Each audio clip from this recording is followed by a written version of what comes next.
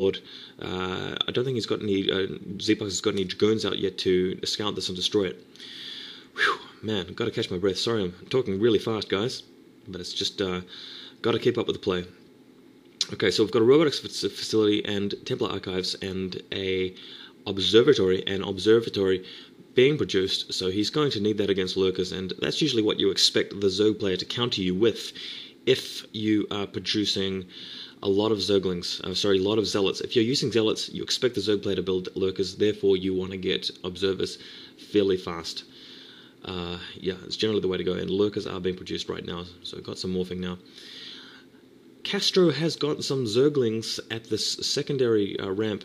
Everybody knows how there's two ramps leading into the plateau just outside of your base on Longinus, and he's just protecting one of them with Zerglings so that he'll know when ZpuX is moving out in that direction. And fair enough. Still on tier 2 for Zergs, for Zerg base. Yeah, as I was commenting before, CaStrO has now expanded the 9 o'clock position, and ZpuX has spotted this with his probe, but the thing is, there's not too much he can do about it, because he's going to need to build up a lot more forces before he can move out, and CaStrO will be ready for him with those lurkers, and there are plenty of ramp locations on Longinus where he can keep the lurkers positioned to really slow down ZpuX's advance, and he's going to need to get his observers in. But because CaStrO's got that spire up, he should be able to get some Scourges and possibly delay ZpuX even further by killing his observers, and if he can manage to do that, then he's really going to stay in control of this game. But at this point, I'm going to give a small advantage to CaStrO, but the game is definitely nowhere near finished. We've got a lot of plays to see before the day is out. More Dragoons coming in, which is a good move, I think. The Dragoons will be helpful to take out the Scourges. They'll be able to take out random Overlords flying around, and they're good against lurkers, so this is the point in time where you really want to back up your Zealots. You can't just rely on Zealots in this kind of PvZ game where you've got this sort of situation with lurkers being produced in support of the Zerglings. Large army now, we've got a High Templar, which is good, and we've got an Observer, so ZpuX is ready to rock. He's ready to move out and do some damage and try and take control of this game, and that's what he needs to do, because he's let CaStrO do what he wants this whole time. Now, lurkers burrowing, and those Zealots shouldn't be moving in like that. Those Zealots are going to have to pull back and let the Observer go in first. We've got a Overlord to scout for that Observer, and Storm going down pretty good, but only taking out one lurker over there. Not bad though. That was a decent Storm, but I've definitely seen much better Storms than that. What are we wanting to see CaStrO do is move in some Hydralisks and take out, or some Scourges, and take out that Observer. Then he can just charge him with his lurkers and really fend ZpuX off very effectively. Would be wise, yeah, just to be careful with those Dragoons.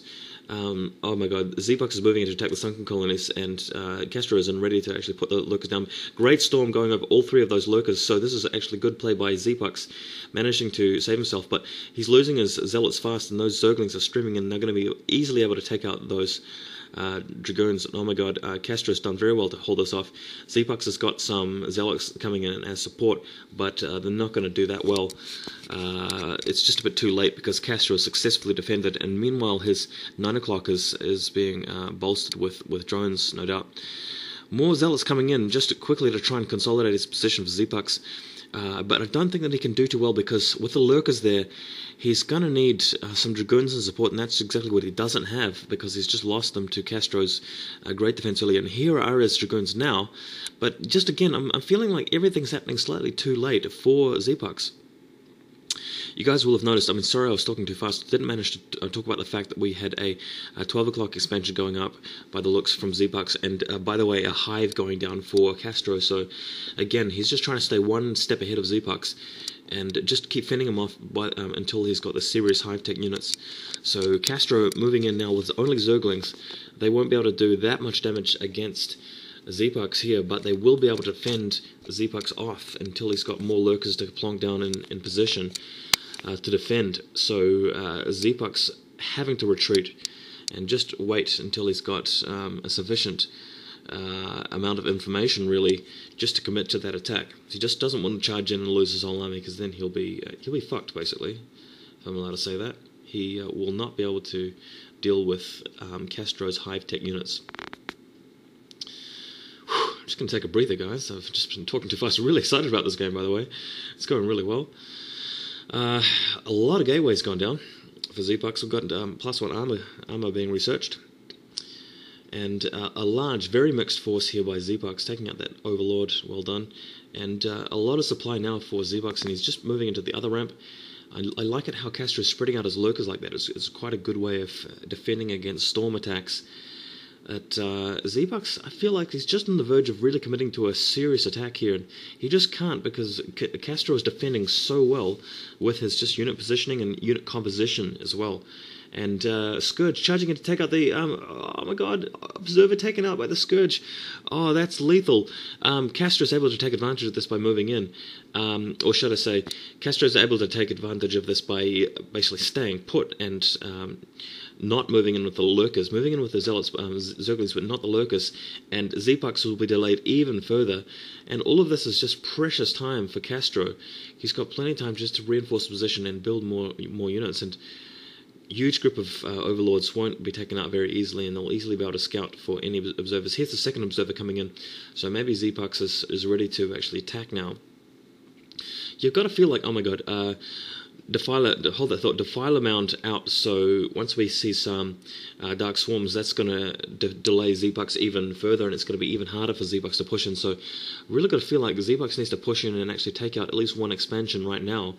Otherwise, things are not going to be working for him. He's got an expansion down the bottom here at the 7 o'clock position, with the Nexus just going down now. But with Zerg on 4 bases with 4 gas vents respectively, because we've got a mineral only and a double gas vent on 1 expansion, and with the tech, I feel like Zerg's going to have advantage here, and we'll be eventually seeing Ultralisks, and that's going to be difficult for ZpuX to deal with. And don't forget that, importantly, Castro has been consistently upgrading his units, so he's not going to be behind on upgrades at all. And with the sheer number of units he's got, he's just going to be able to really win a war of attrition. He's got so many hatcheries just at every base. He's got heaps of hatcheries, and as soon as he gets any large amount of resources, he's just going to be able to spend it so quickly and have a massive army. And he's able to replenish his army very quickly against ZpuX's constant storms and harass there. So very indecisive play by ZpuX, I feel. And here's our first Defiler now, just consuming some Zerglings to tank up with energy, and we've got a counterattack coming in by Castro, so this looks like this is going to take the ramp easily with 2 swarms going down. So these Zerglings are easily going to be able to just, I mean, I feel that the Protoss has a much larger army, but he's just being outplayed by Castro. And those swarms are, well, actually, I better say that ZpuX has managed to beat off that army and move through the swarms, but he didn't count on the fact that Castro is now moving on the other ramp.